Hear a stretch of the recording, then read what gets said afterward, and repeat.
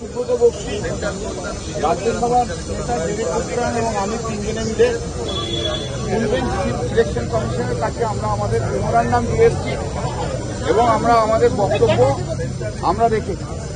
1 নম্বর point যেটা বলেছি সেটা হচ্ছে ভারতবর্ষের কোনো রাজ্যে আধার কার্ড ক্যান্সেল হয়নি, কিন্তু পশ্চিমবাংলায় ক্যান্সেল করা হয়েছে।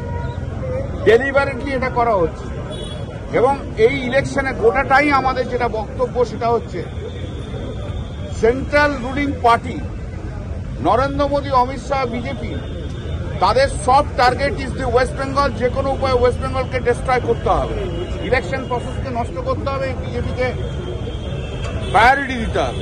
যার জন্য আধার কার্ড আজকে ক্যান্সেল করেছে এবং তার জন্য আমরা অনেকগুলো 11টা আমরা নাম রেফারেন্স দিয়েছি।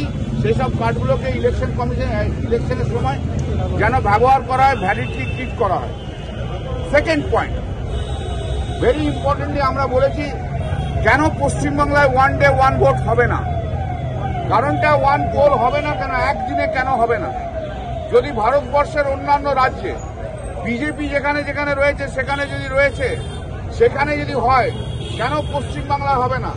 আপনারা যা সিআইএসএফ দিয়েছেন, দরকার হলে তার 3 ডবল নিয়ে আসুন পশ্চিমবাংলায়, আমাদের কোনো আপত্তি নেই। কিন্তু একদিনে নির্বাচন করতে হবে। কেন একদিনে নির্বাচন করা হবে না? 6 থেকে 7টা ফেজে নির্বাচন করা হবে। শুধু প্রাইম মিনিস্টার নরেন্দ্র মোদী আর হোম মিনিস্টার অমিত শাহ তারা পশ্চিমবাংলায় বারবার আসবে, এসে ইলেকশন ক্যাম্পেনিং করবে তার জন্য? তাহলে লেভেল প্লেইং ফিল্ড কি করে হবে?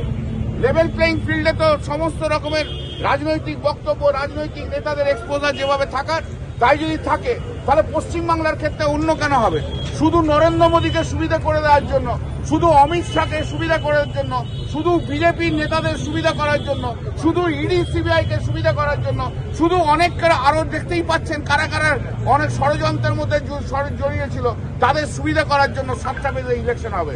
দরকার হলে আনুন, যা পুলিশ ফোর্স দরকার হবে আপনাদের, এটা আপনাদের অ্যাসেসমেন্ট, আপনারা করুন, আমাদের কোনো আপত্তি নেই।